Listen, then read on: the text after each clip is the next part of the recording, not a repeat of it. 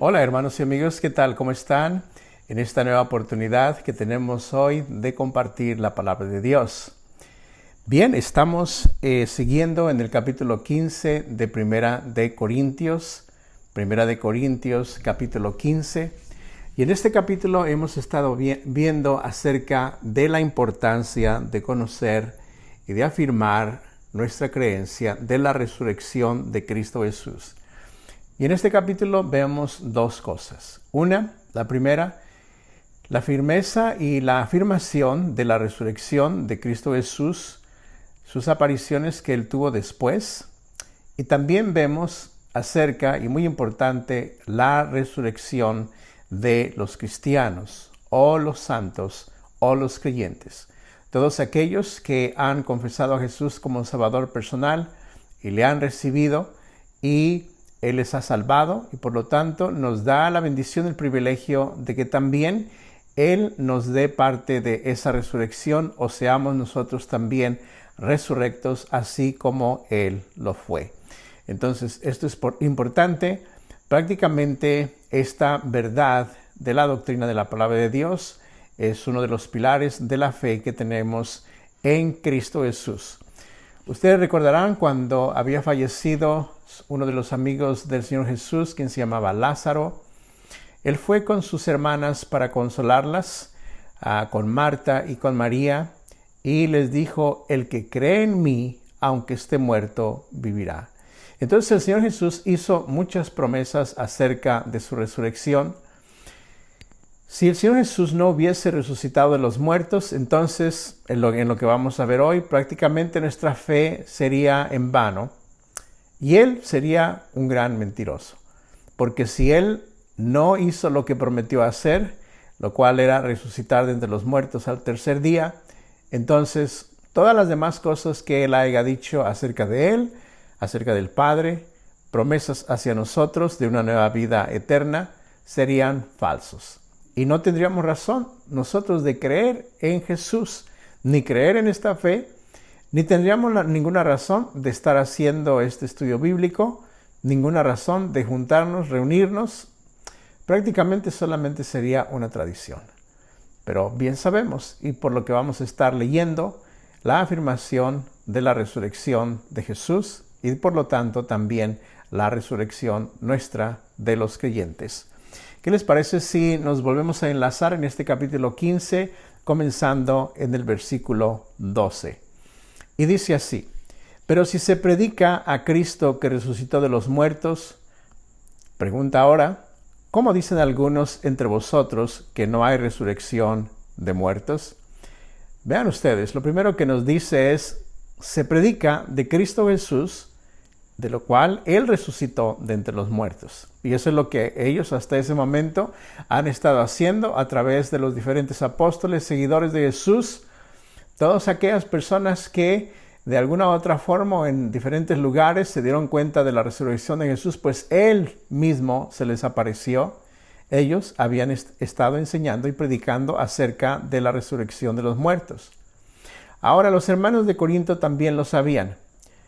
Pero había algunos dentro de la iglesia de Corinto que no estaban seguros, no lo creían, porque, y esto es muy importante, según la cultura y la tradición de ellos, de los griegos, esto de la resurrección de las personas no era posible. Ahora vean ustedes, hermanos, que esto trae una grave consecuencia. Si las personas que mueren no van a resucitar, ahora bien entendemos que algunos vamos a resucitar, o bueno, muchos vamos a resucitar para vida eterna y otros van a resucitar, pero para condenación eterna. Pensemos en esto. Si no hay resurrección de las personas que fallecen, entonces prácticamente tenemos la licencia y tenemos el derecho de hacer con nuestra vida, mientras estamos en esta vida, mientras vivimos, de hacer con nuestra vida lo que queramos. Porque no hay ninguna consecuencia, ninguna promesa, ningún galardón, ninguna bendición, hablándole en un término cristiano, después de la muerte. Entonces, si nada va a suceder después de la muerte, o sea que los cuerpos, las personas, las almas van a desaparecer después de morir, ¿cuál sería la razón de pensar en la eternidad? Y si no hay razón de pensar en la eternidad, bueno, pues entonces en esta vida que estamos viviendo, pues vamos haciendo lo que sea. No hay nada que nos espere después de la muerte. Ni la condenación, ni la vida eterna. Pero no, por lo que hemos leído y por lo que seguiremos leyendo, nos damos cuenta que la resurrección de los muertos existe. ¿Cómo lo sabemos?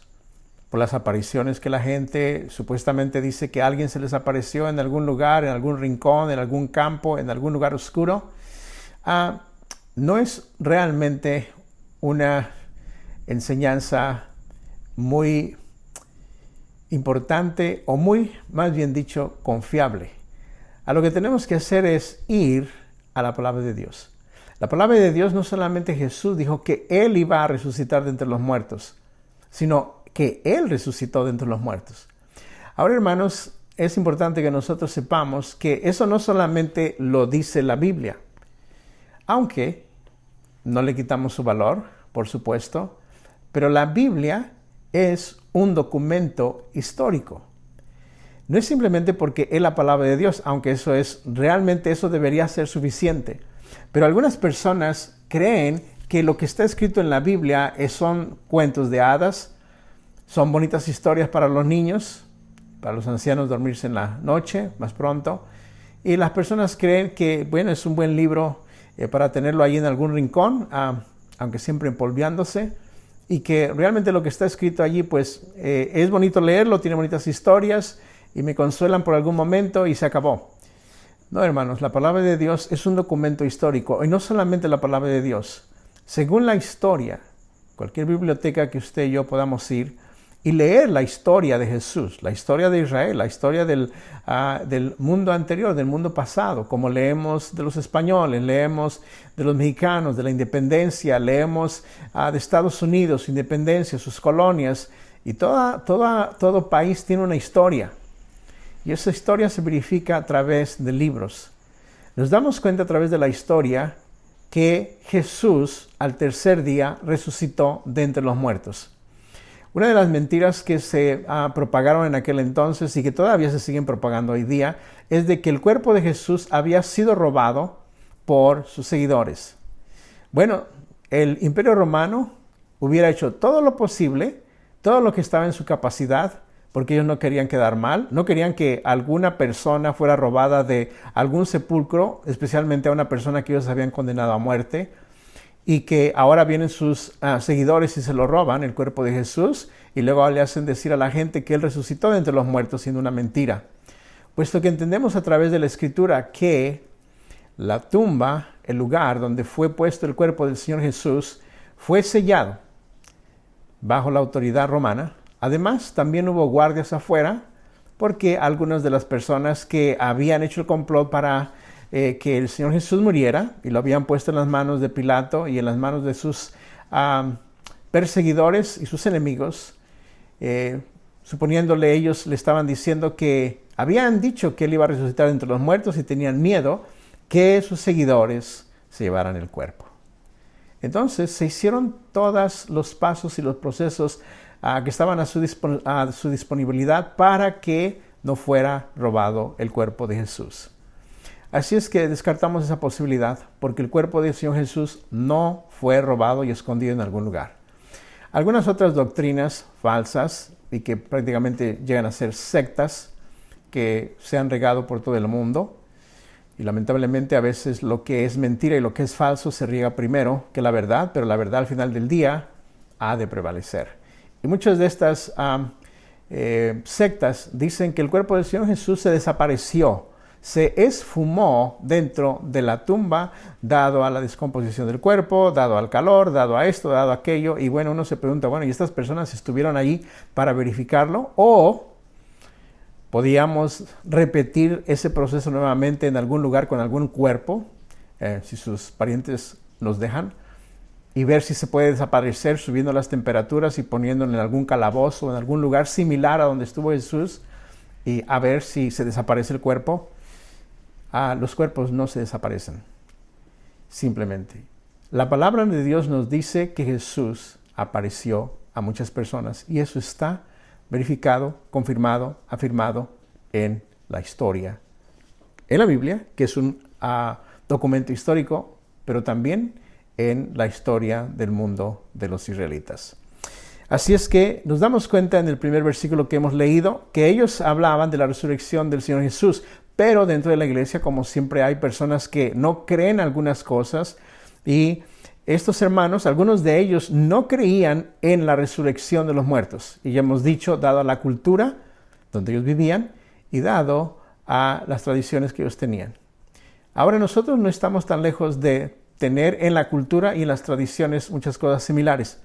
Muchas cosas que se nos han enseñado porque cierta institución lo dijo, o porque ciertas personas lo dicen, o porque, bueno, tenemos tantos años haciéndolo que pues sigámoslo haciendo, porque ya prácticamente es una tradición. Y cuando a las personas se les pregunta, ¿y por qué lo haces? Pues dicen, pues no sé.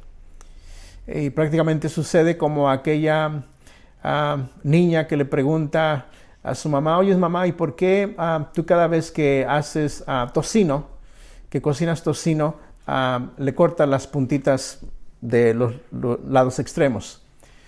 Y dice, no sé, tu abuelita sí me enseñó. Entonces un buen día la abuelita vino a visitarlos y la niña le preguntó a la abuelita, oye, ¿por qué mi mamá le corta las puntas al tocino? Y ella me dice que tú le enseñaste. Y le dice, bueno, es que eso es lo que me enseñó mi mamá, o sea, tu bisabuela me enseñó lo mismo. ¿Y por qué ella lo hacía? Bueno, ella lo hacía porque no tenía una charola o un sartén más grande donde poner el tocino y por eso le cortaba las puntitas. Y pues la niña se rió. La mamá no sabía, le preguntaron a la abuelita, y bueno, la abuelita lo hacía porque la otra abuelita lo hacía. Y hay muchas cosas en las tradiciones, todas las culturas tienen tradiciones y hacen cosas. El peligro de eso es que hay tradiciones que nos impiden la libertad en Cristo Jesús. Y creer en Cristo Jesús, quien Él resucitó de entre los muertos, y Él nos da a nosotros, a las personas, a los seres humanos, aquellos que aceptan a Jesús como Salvador personal, también la promesa de que ellos van a resucitar de entre los muertos. Entonces algunas personas no creían en la resurrección y por eso es que Pablo les va a afirmar, y ya como hemos notado, me imagino que ustedes ya han de haber leído este capítulo en su casa en las semanas anteriores y se han dado cuenta que este tema es bastante largo. Es bastante largo y es bastante explícito en lo que Pablo le dice a los hermanos acerca de que la resurrección fue verdadera de Jesús. Ahora, algunas personas no lo creían y entonces él básicamente está haciendo uso de la lógica.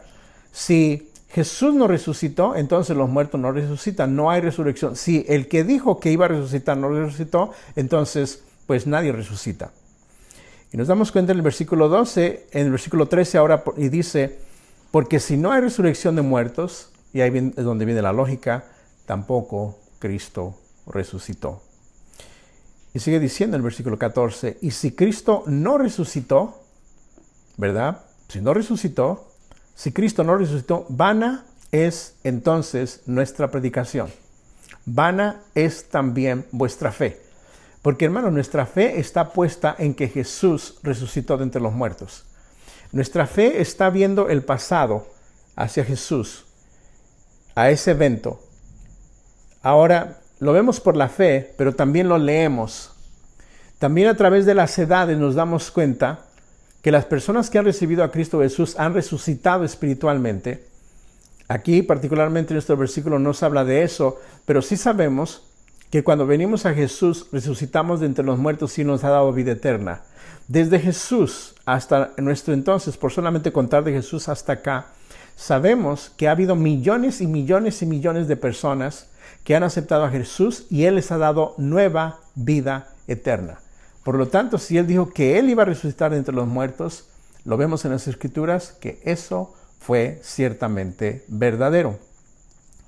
Luego les dice, si no resucitó Él de entre los muertos, entonces estamos predicando, estamos hablando y tenemos una fe vana. Vano es que no tiene valor, no tiene sustancia, no tiene consistencia, no tiene valor ni razón de ser.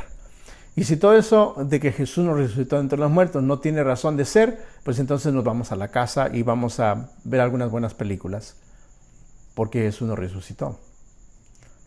Pablo les está haciendo una cierta forma de traerles a provocarlos a pensar en esa mentira, si es que Jesús no resucitó.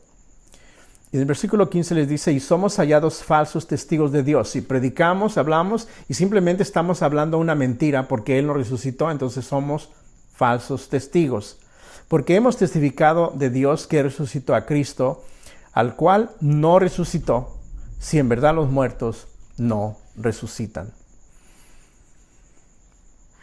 La resurrección es la continuidad de esta vida, de la vida que tenemos. No en este cuerpo, y es lo que vamos a ver más adelante, no en este mismo cuerpo.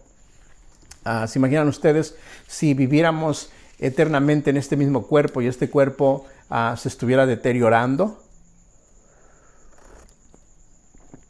Prácticamente si yo llegara a vivir 120 años, ¿se imaginan ustedes cómo me vería yo en mi vejez? Uno piensa cómo se va a ver en la vejez. Yo pienso cómo me he de ver en la vejez cuando tenga unos 90 años, si es que llego hasta allí. Pues imaginen ustedes si uno llegara a vivir eternamente en este mismo cuerpo, no tendría razón de ser. Dios nos ha de dar un nuevo cuerpo, y es lo que vamos a ver. Pero le sigue diciendo, pues si los muertos no resucitan, tampoco Cristo resucitó. Y si Cristo no resucitó, vuestra fe es vana, aún estáis en vuestros pecados. Él resucitó para pagar el precio por nuestros pecados. Y si Él no resucitó, entonces todavía estamos en nuestros pecados. La palabra de Dios dice que toda alma que pecare morirá. Está hablando de la falta de comunión y relación con Dios en la vida eterna, de esa muerte.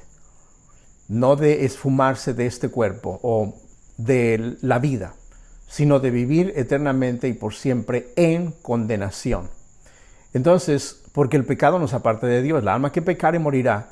Y si estamos en todavía nuestro pecado, no podemos estar cerca de Dios. Ahora lo estamos porque Jesús resucitó de entre los muertos. Entonces, en el versículo 18 dice, también los que durmieron en Cristo perecieron. Entonces está hablando de aquellos que antes del Señor Jesús habían creído en Él, de que Él resucitaría en el futuro de entre los muertos. Nosotros creemos que Él resucitó viéndolo en un sentido hacia el pasado. Abraham, Isaac, Jacob, Esther, todos aquellos hermanos de la era antes de Jesús, ellos tenían esa misma fe, pero viendo hacia el futuro de que Jesús resucitaría de entre los muertos. Nosotros lo vemos hacia atrás de que Él resucitó de entre los muertos.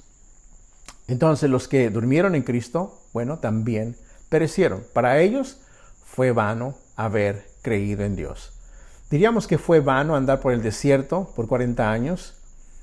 Fue vano conquistar la tierra de Israel, comenzando con la ciudad de Jericó. Fue vano todo lo que le sucedió a ellos. Y uno pudiera decir, a ellos le fue peor. Porque los israelitas han sido atormentados, aterrorizados, más que ninguna otra nación que jamás haya existido. Diríamos que para ellos prácticamente fue un engaño total. Sí, Cristo no resucitó de entre los muertos. Luego en el versículo 19, vea usted, hermano, aquí es algo que estábamos diciendo hace ratito y nos adelantamos un poquito. Si en esta vida, o sea, ahora que estamos viviendo en esta vida, en sus 20 años, 15 años, 10 años, 20, 40, 50, 60, 80 años, la edad que usted tenga, si en esta vida solamente esperamos en Cristo, somos los más dignos de conmiseración. O sea, si usted ya aceptó a Jesús como Salvador personal y usted está viviendo en esta vida y solo espera en Cristo Jesús, pero si Él, por los versículos que hemos leído anteriormente, si Él no resucitó de entre los muertos, si Él no dijo lo que Él prometió no sucedió, o sea, Él fue un mentiroso, entonces nosotros hoy día seríamos los más dignos de lástima, porque estamos creyendo en una fe vana. Ahora vea usted, hermano, hermana, amigo, si uno lo pone en el lado de una persona que nunca ha recibido a Cristo Jesús como su Salvador personal, nunca ha recibido la salvación de Dios. Ellos están viviendo una vida digna de lástima. Porque se levantan en la mañana, van al trabajo, quieren prosperar, quieren vivir, quieren tener, quieren hacer, quieren disfrutar. Pero al final de esta vida, porque todos vamos a llegar a ese punto, hasta donde uno sabe, toda persona que nace, un día va a morir. Alrededor de ustedes, diríamos que las personas que vivieron hace 50 años ya no existen, ya no están, ya fallecieron. Las personas que existimos hoy día, ahí con ustedes localmente, y tenemos una edad más o menos de unos 40, 50 años, 30 años, diríamos que en 100 años ninguno de nosotros vamos a estar allí. Al menos que algún bebé haya nacido ayer y va a vivir 101 años. Todas las personas en algún punto van a morir. Y si las personas estuvieron viviendo en esta vida sin Dios, sin Jesús, sin haber recibido a Jesús como su Salvador personal, no estamos hablando de haber sido personas buenas, de haber sido personas morales. No somos salvos por ser buenos, no somos salvos por ser morales. Somos salvos por haber recibido a Cristo Jesús como nuestro Salvador personal. La Biblia dice que no es por obras para que nadie se dé el crédito o se dé la gloria. Entonces esas personas que nunca recibieron a Jesús, ellos serían dignos de lástima. En este caso le está hablando a aquellos que creemos en Cristo Jesús y que si Él nos resucitó de entre los muertos, bueno, nosotros seríamos los más dignos de lástima de todos los hombres. Y eso sería muy cierto.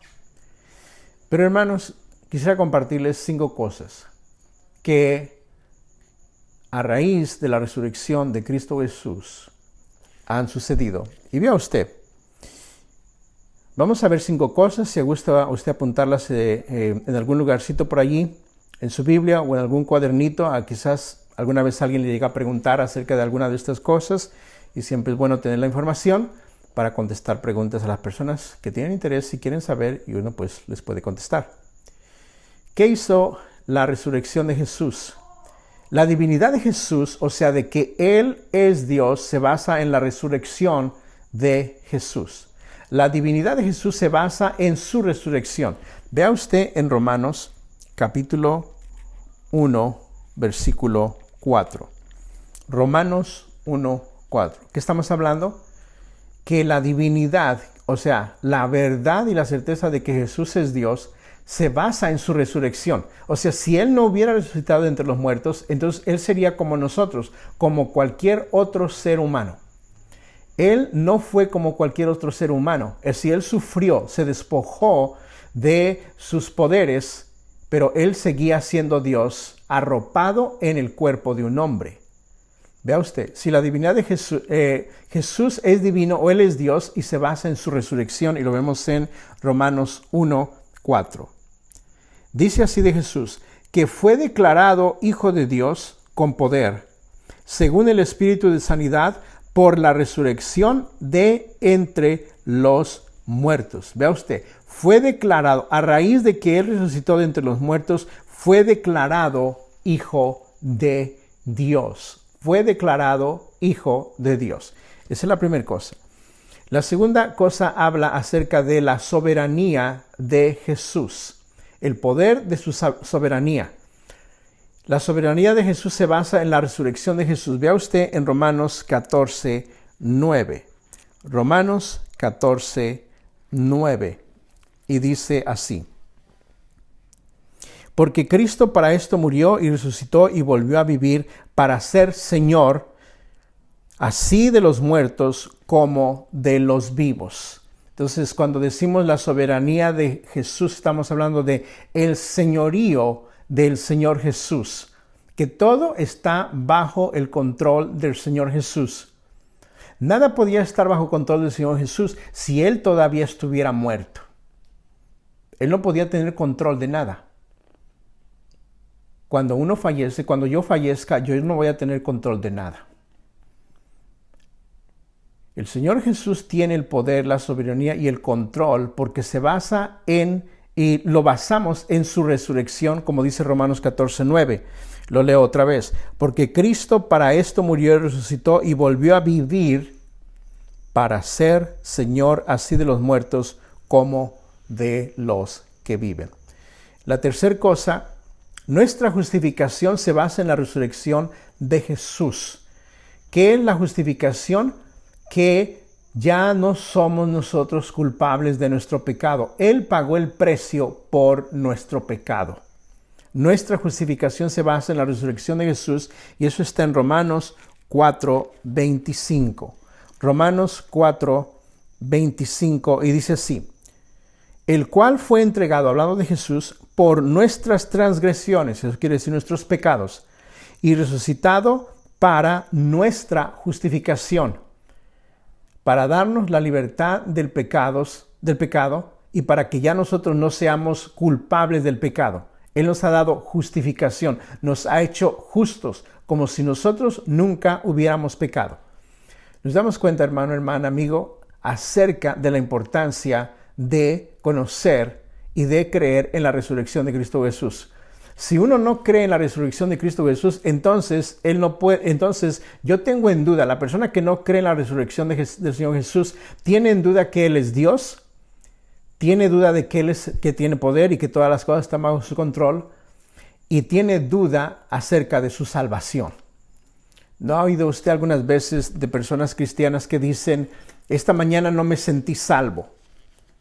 Y empiezan a actuar como si no son salvos. O empiezan a dudar de su salvación. Y luego se alega el tema acerca si el cristiano pierde o no su salvación. Y algunas veces lo que pasa es que las personas no están seguras acerca de la resurrección del Señor Jesús.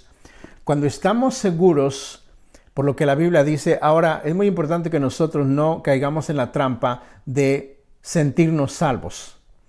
No somos salvos, hermano, hermana, mi amigo, si usted lo quisiera ser salvo, o amiga, no somos salvos por lo que sentimos. Porque mire que un día uno se siente con ganas de comer chilaquiles y a las 3 horas no siente ganas de comer chilaquiles porque ya ha comido demasiados en la mañana. Una vez uno se siente con ganas de ir a trabajar y otras veces, especialmente los lunes, no hay nada de ganas de ir a trabajar. Pero ¿verdad que uno no vive porque uno siente? Ahora, hay cosas que no hacemos, que hacemos aunque no las sintamos. Lamentablemente hay cosas que la gente no hace porque no siente. No siente amar a su prójimo, no siente amar a su esposa, no siente amar a su esposo, no siente amar a sus hijos.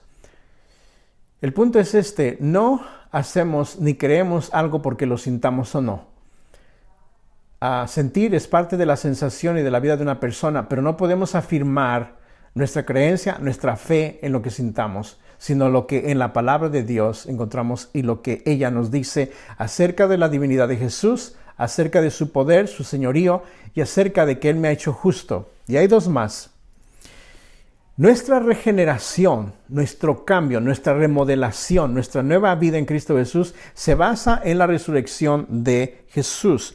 Y eso lo vemos en 1 de Pedro, capítulo 1 al 3. 1 de Pedro del capítulo 1 al 3.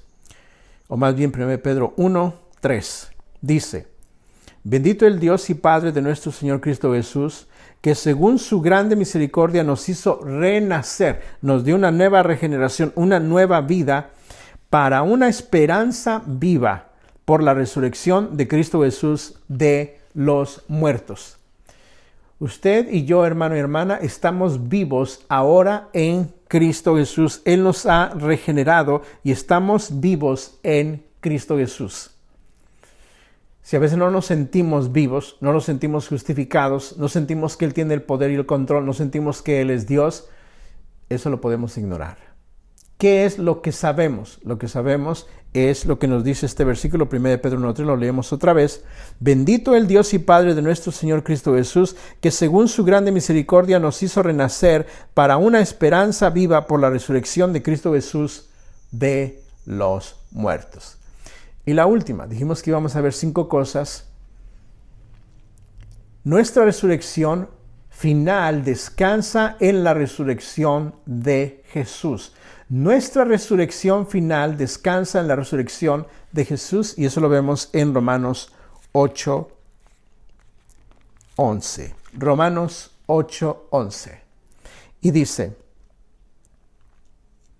si el espíritu de aquel que se levantó de los muertos, hablando de Jesús, si el espíritu de aquel que levantó de los muertos a Jesús mora en vosotros, el que levantó de los muertos a Cristo Jesús vivificará también vuestros cuerpos mortales por su espíritu que mora en vosotros. Y allí habla de la seguridad de que Jesús fue resucitado de entre los muertos, ahora Él vivificará también nuestros cuerpos mortales. Vamos a entrar un poquito más adelante en lo que es mortal, lo que es corrupto, lo que es incorruptible y lo que es inmortal.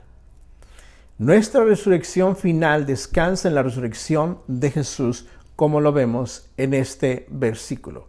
Ahora regresamos al versículo 19. Bien, del versículo 19, entonces seguimos leyendo. Si en esta vida solamente esperamos en Cristo, somos los más dignos de conmiseración de todos los hombres.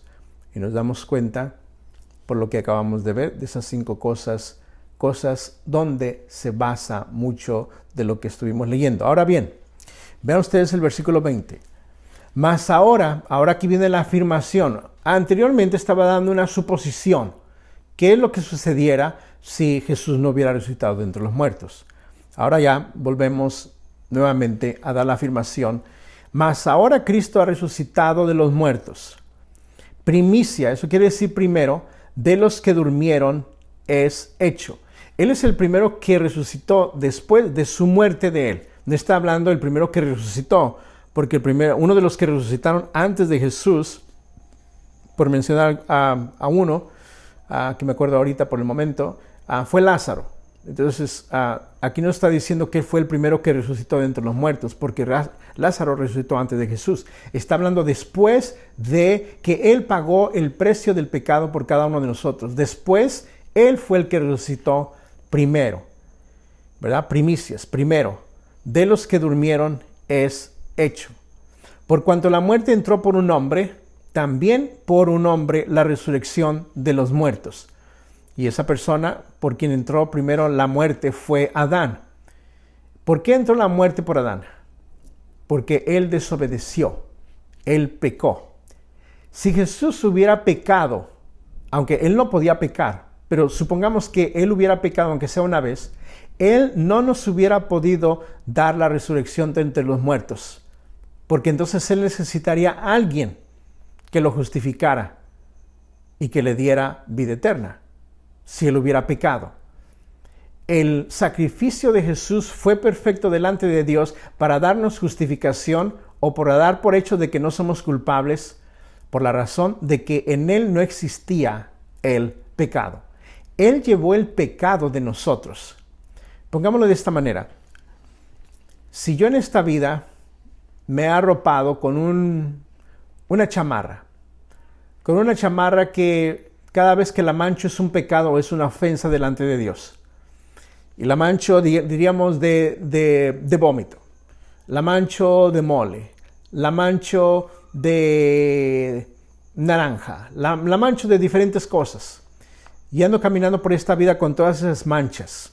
Dando un ejemplo del pecado que yo tengo. Cuando yo acepto a Jesús como mi Salvador personal, Él me pide que yo me quite esa chamarra. Y se la doy. ¿Qué hace Él con ese pecado? Porque alguien tiene que pagar por ese pecado. O sea, Él no podía simplemente arrojar mis pecados en algún sitio. Él tenía que pagar por mis pecados. Él tenía que llevar el precio de mi pecado en sí mismo. Entonces, cuando Él fue a la cruz, Él se puso esa chamarra llena de pecado. Pero no solamente la mía, sino de todos los seres humanos antes y después de Jesús. Hasta el último hombre, antes de la venida de Jesús. Él llevó esa suciedad, ese pecado, esa chamarra en su cuerpo. Y Él pagó el precio por mi pecado, para que yo ahora tenga vida eterna en Cristo Jesús. Eso fue lo que hizo Jesús. Adán nos trajo la muerte, pero Jesús nos trajo la resurrección de entre los muertos. Ahora el versículo 22. Porque así como en Adán todos mueren. ¿Sí? ¿Por qué todos morimos en Adán? Porque tenemos el pecado, la semilla del pecado, el fruto del pecado de nosotros. Todos mueren. También en Cristo todos seremos vivificados. Una vez que venimos a Cristo Jesús, Él nos da vida eterna. Él nos vivifica y eventualmente vamos a tener un cuerpo nuevo, de lo cual vamos a hablar un poquito más adelante.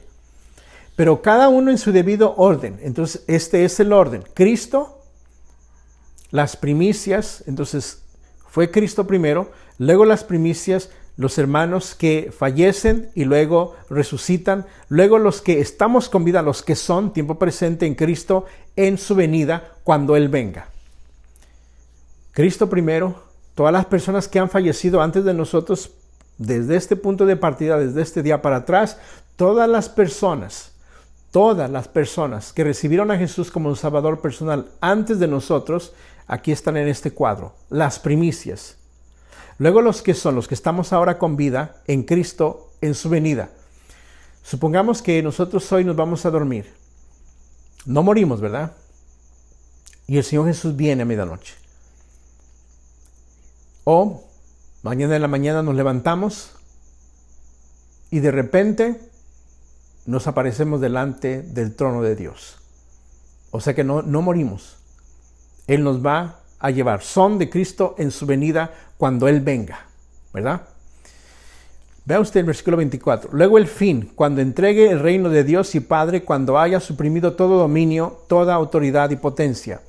Ahora aquí nos da en este versículo un pequeño cuadro de todo lo que va a ocurrir. No lo habla específicamente, simplemente lo habla a largos rasgos. Cristo, las primicias, los que estamos en Cristo en su venida, luego el fin. Él ha de terminar con el pecado, habiendo ya castigado a la humanidad que se haya quedado después de la venida del Señor Jesús. Luego el fin, cuando entregue el reino de Dios y Padre, cuando haya suprimido todo dominio, todo gobierno. Ahora, no solamente todo gobierno humano, sino todo gobierno aún celestial, quien es Satanás y sus demonios, serán suprimidos y serán puestos bajo su dominio. Toda autoridad y poder. Cuando dice toda autoridad es poder humano y poder satánico. Serán puestos bajo su dominio.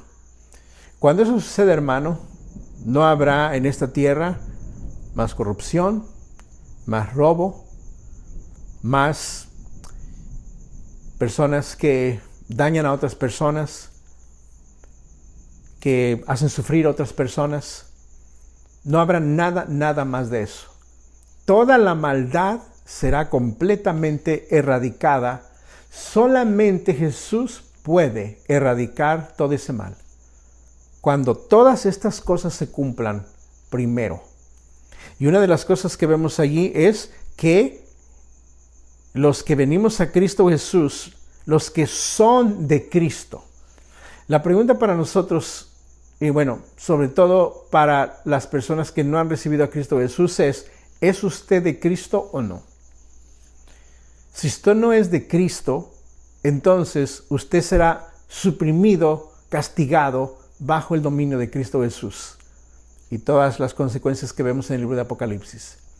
Ahora, no queremos que eso le suceda a usted, pero también la pregunta es para nosotros, no para nosotros personalmente, sino para nosotros de preguntarnos, bueno, ¿tú conoces a alguien, personas, amigos, vecinos, colegas del trabajo, de la escuela, del salón, de la cuadra, que no conocen a Cristo Jesús? Si ellos no son de Cristo, no van a poder recibir la bendición de la vida eterna. Luego vemos el versículo 25. Ahora, si hay alguien que no ha venido a Jesús, es el día que usted lo haga hoy. Ahora, hermano, ¿qué sucede si usted se encuentra una persona que no ha recibido a Cristo Jesús? Pues es importante que usted lo traiga a los pies de Cristo Jesús. Y al final de este estudio hacemos una oración. Y usted puede recordar la oración y hacer esta oración con su amigo, con aquellas personas que todavía no conocen al Señor Jesús, porque eso es muy importante. Ve el versículo 25.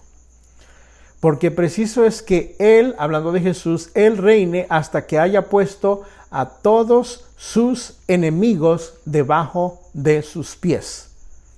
Todas estas seres, personas y demonios, Satanás, serán puestos debajo de los pies del Señor Jesús. Y el postrer enemigo que será destruido es la muerte. No tendrá más poder la muerte para quitar la vida de las personas. Será quitado este poder, destruido totalmente. Versículo 27, porque todas las cosas las sujetó debajo de sus pies. Y cuando dice que todas las cosas han sido sujetadas a él, bueno, claramente se exceptúa aquel que sujetó a él todas las cosas. Está hablando de Dios. Cuando dice todas las cosas, no se está refiriendo a Dios. No se refiere a que Jesús va a sujetar a Dios cuando dice todas las cosas. Está hablando de todas las cosas en cuanto a la humanidad que ha hecho mal, los demonios y Satanás. Sujetará todas las cosas. Pero luego que todas las cosas le estén sujetas, entonces también el Hijo mismo se sujetará al que le sujetó a él todas las cosas, para que Dios sea todo en todos. Y aquí básicamente lo que está diciendo es que Jesús traerá todas estas cosas sujetadas a Dios. Y a veces hay la idea en los cristianos de que cuando vayamos al cielo, cuando estemos en el trono de Dios, vamos a ver 3 tronos. El trono de Dios en medio, el trono de Jesús a su derecha, y luego un trono con una palomita que es el Espíritu Santo.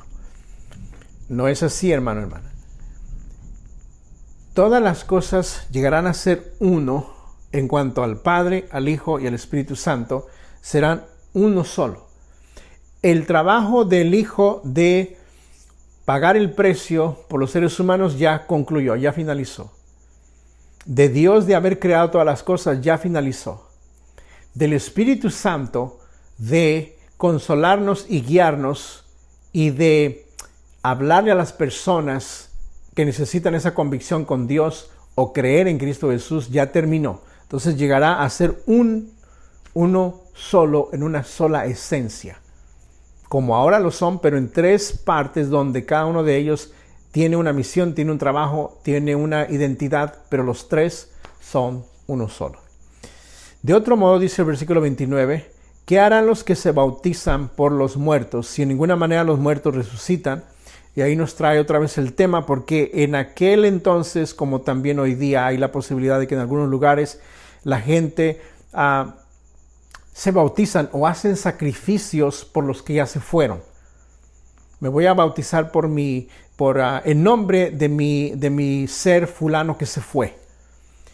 Bueno, bautizarse en nombre de algún fulano, de algún pariente, de alguna persona, para ver si yo alcanzo algún beneficio celestial, no tiene ninguna razón de ser, porque todo beneficio celestial y espiritual que tenemos, que recibimos, viene de parte de Dios. El versículo 30 dice, ¿y por qué nosotros peligramos a toda hora? Os aseguro, hermanos, por la gloria que de vosotros tengo en nuestro Señor Cristo Jesús, que cada día muero. Él está hablando, sí, cada hora él peligraba. Era perseguido, sus enemigos querían matarlo, querían darle muerte, pero él prácticamente dice, cada día muero. Eso quiere decir, cada día morimos a nuestros deseos, a nuestro yo, a nuestros lemas, a nuestros propósitos, alcanzar esto y aquello para mí, para mí, para mí. Cada día morimos al Señor Jesús y nos hacemos más siervos de Dios. Nos hacemos personas que estamos buscando servirle a Él. ¿Cómo le servimos a Dios, hermano? Hermana. Le servimos a Dios cuando servimos a otras personas, cuando consideramos a otras personas. Cuando comemos, pensamos en las personas que trabajaron con sus manos arduamente en sembrar los jitomates, sembrar los chiles, los tomates, las personas que estuvieron cuidando esos animales cuando comemos carne, cuando comemos pollo, personas que dieron su trabajo. Oramos por estas personas. Cuando vamos a un restaurante, oramos por las personas que trabajan ahí. Cuando usted está allí orando por los alimentos, usted bien puede decir, Señor, bendice las manos que prepararon estos alimentos. Provéeles de más trabajo para que tengan suficiente, pero sobre todo provéeles para su salvación. Y quizás en ese día Dios quiere usarlo a usted para presentarle a Cristo Jesús, para hablarle del Señor Jesús, o para hacérselo amigo o amiga. Y usted sigue regresando a ese restaurante y empieza una conversación con la persona, con la mesera, con el mesero. Y empiezan a hablar, ¿dónde vives? ¿Qué haces? ¿Cómo te ha ido? ¿En qué trabajas? ¿Estudias? ¿Estás enfermo? Esto y aquello. Y esta relación se empieza a construir de tal manera que llega un punto donde ellos le tienen confianza a uno. Y uno les presenta a Cristo Jesús. Oye, si ya recibiste a Jesús como tu Salvador personal. No, pues fíjate que nunca nadie me había hablado de eso. ¿Podrías hablarme de eso? ¿Qué tal si nos vemos después del trabajo para echar un cafecito? Y ahí me platicas. O vamos al jardín, o vamos a este lado. A veces uno quisiera hablarle a las personas de Cristo Jesús así luego, pero a veces no se puede porque ellos no hay el tiempo, no puede uno explicarles, no hay la confianza. Entonces uno va haciendo confianza con las personas para que llegue un momento adecuado donde uno pueda entonces hacerlo. Ahora bien, dice el versículo 31, os aseguro, hermanos, por la gloria que de vosotros tengo en vuestro Señor Cristo Jesús, que cada día muero. Hablando de cómo Él cada día moría a sí mismo para servir a otras personas. Así igualmente nosotros. Si como hombre batallé en Éfeso contra fieras, ¿qué me aprovechará si los muertos no resucitan? Comamos y bebamos, porque mañana moriremos. O mañana dejaremos de existir. Y algo que estábamos tratando anteriormente. Si no hay resurrección de muertos, bueno, entonces comamos, bebamos y moramos. Después de morir todo se acabó. Se esfumó el cuerpo, se esfumó el espíritu, se esfumó el alma, no va a quedar más reconocimiento de ninguna clase después de la muerte. Entonces, pues, seríamos tontos si hoy no le diéramos, como quien dice, rienda suelta a nuestros deseos, porque esta es la única oportunidad que tenemos. Estamos de acuerdo, ¿no? Sería la única oportunidad que tenemos, entonces, bueno, vamos a hacerlo.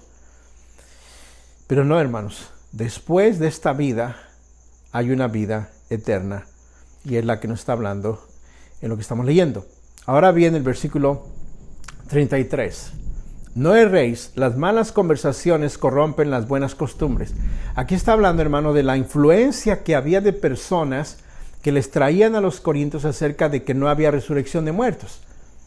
Entonces la influencia venía por amigos, venía por voces, por los filósofos de aquel entonces, Aristóteles, Sócrates, todos estos hombres que daban grandes, hablaban con palabras muy elegantes y todo lo demás, y hablaban filosofía y todas estas cosas, y en eso hablaban cosas de que no había muerte, no había vida después de esta muerte, no había resurrección de muertos. Entonces Él les dice, no te equivoques. Cuando uno está con personas que tienen malas conversaciones, que nos influencian con ciertas cosas que no son bíblicas, son antibíblicas, dice, corrompe nuestras buenas costumbres que ahora tenemos en Cristo Jesús. Dice en el versículo 34, velad debidamente y no pequéis, porque algunos no conocen a Dios, para vergüenza vuestra lo digo. Velad debidamente, eso quiere decir, vuelvan. Estén al pendiente, continúense en la fe debidamente y no pequen, porque algunos no conocen a Dios, para vergüenza vuestra lo digo. Sí, había personas entre ellos, entre la comunidad cristiana de Corinto, que no creían en Cristo Jesús y no creían en la resurrección. Dice, no conocen a Dios. Ahora, pregunta para nosotros, ¿cómo conozco yo a Dios?